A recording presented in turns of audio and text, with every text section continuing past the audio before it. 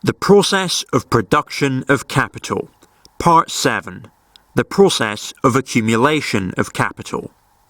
We took an example where a total capital of £500 was advanced. £410 was laid out on means of production and £90 on labour power. The worker produced a new value of £180, meaning that the rate of surplus value was 100%. The result was a mass of commodities with a value of £590, meaning that the rate of profit was 18%, leaving out for now any possible difficulties in the actual circuit of capital, which we'll get into in Volume 2.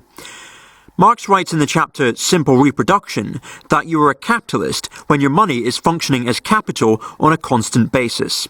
That means we're repeating this operation. If the capitalist started with £500 and ended up with £590, what's going to happen to that £90 extra? Suppose that the capitalist repeats the process over a number of years, continually advancing £500, 410 on means of production and 90 on labour power, keeping the rate of surplus value the same. Each year they get a surplus value of £90, which they spend on personal consumption.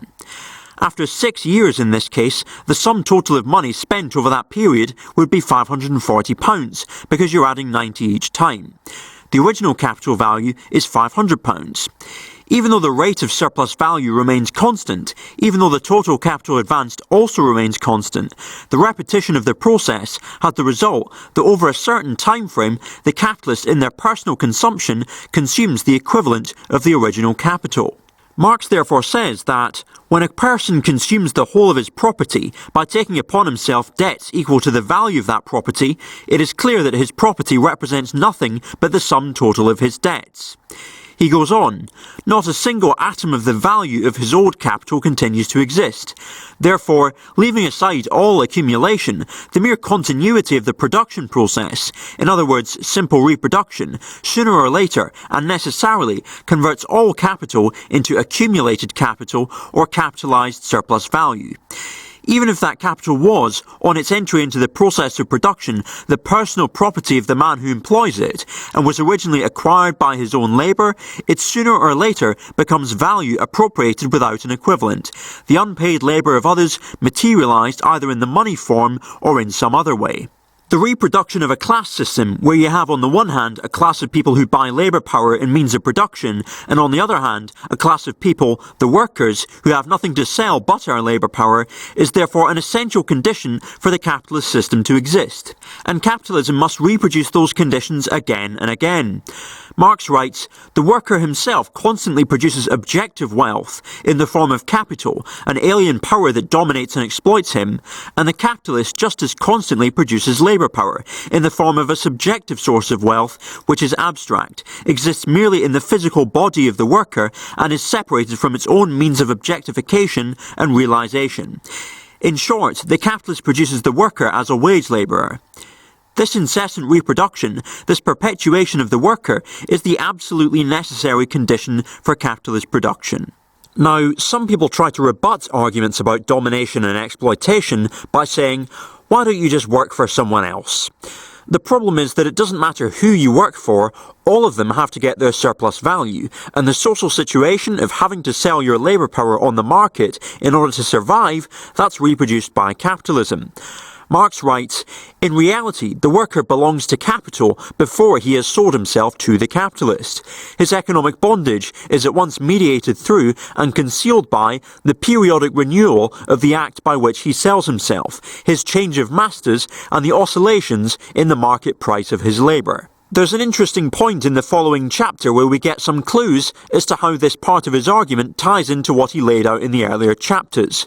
It would appear to us that capitalist production, owing to the fact that its principal aim is the extraction of surplus value, and that under these conditions we don't appear to exchange equivalent for equivalent, flies in the face of the original laws of commodity production.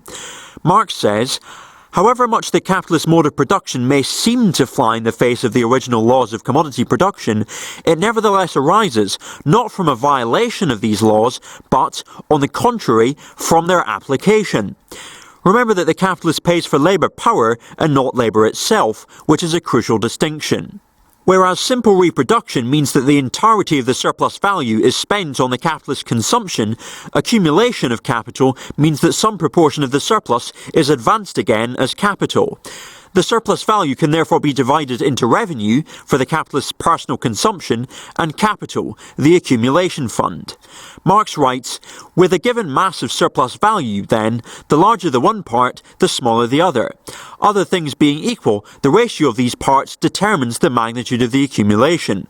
Later, he says, the development of capitalist production makes it necessary constantly to increase the amount of capital laid out in a given industrial undertaking, and competition subordinates every individual capitalist to the immanent laws of capitalist production, as external and coercive laws.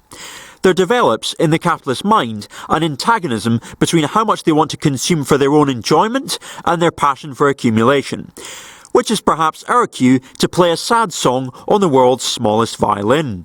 In the next chapter, The General Law of Capitalist Accumulation, Marx intends to cover the influence of the growth of capital on the fate of the working class. The opening passage of this chapter, where Marx distinguishes between value composition, technical composition, and organic composition of capital, is really difficult to understand. I've been told that these concepts relate to the later price of production model which Marx lays out in Volume 3. And because I haven't read Volume 3 yet, I've only started reading it, I can't really say anything about how that works. What I can do is share what I found particularly interesting in this chapter. We saw in Part 4, when analysing the production of relative surplus value, that within the capitalist system all methods for raising the social productivity of labour are put into effect at the cost of the individual worker, that all means for the development of production undergo a dialectical inversion so that they become means of domination and exploitation of the producer. They distort the worker into a fragment of a man, they degrade him to the level of an appendage of a machine, they destroy the actual content of his labour by turning it into a torment. They alienate from him the intellectual potentialities of the labour process, in the same proportion as science is incorporated in it as an independent power. They deform the conditions under which he works, subject him to a despotism the more hateful for its meanness. They transform his lifetime into working time and drag his wife and child beneath the wheels of the juggernaut of capital. But all methods for the production of surplus value are at the same time methods for accumulation, and every extension of accumulation becomes, conversely, a means for the development of those methods. It follows, therefore, that in proportion as capital accumulates, the situation of the worker, be his payment high or low, must grow worse. Apologists for capitalism often argue that a rising tide lifts all boats. The argument is often made that capitalism will produce an increased standard of living even for the working class. But this argument completely ignores the fact that, under the conditions of exploitation, even if the overall productivity of the society increases, the working class gets, in relative terms, a smaller share of the wealth, which is entirely consistent with an increased standard of living in the absolute sense. Suppose that the worker's standard of living increases by an infinitesimally small increment, and the capitalist standard of living increases hugely.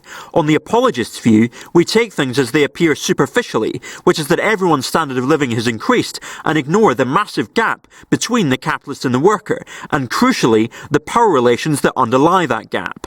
Marx goes into detail about the progressive development of a relative surplus population or industrial reserve army.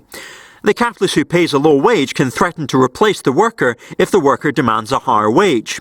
The situation of being in an alienating job for capitalism must be in some sense better than scraping by on benefits, otherwise nobody would engage in wage labour.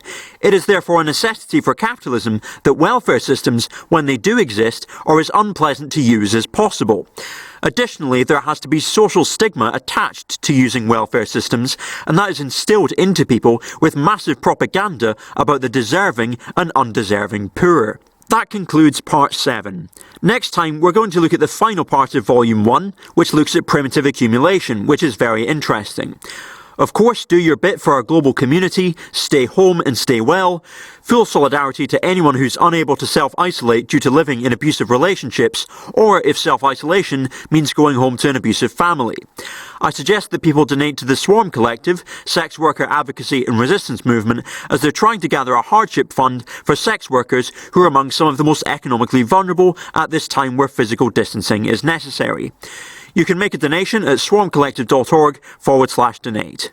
All donations made to Swan from now to the 30th of April will go directly to this fund and will provide mutual aid to sex workers in the UK who are in severe financial hardship.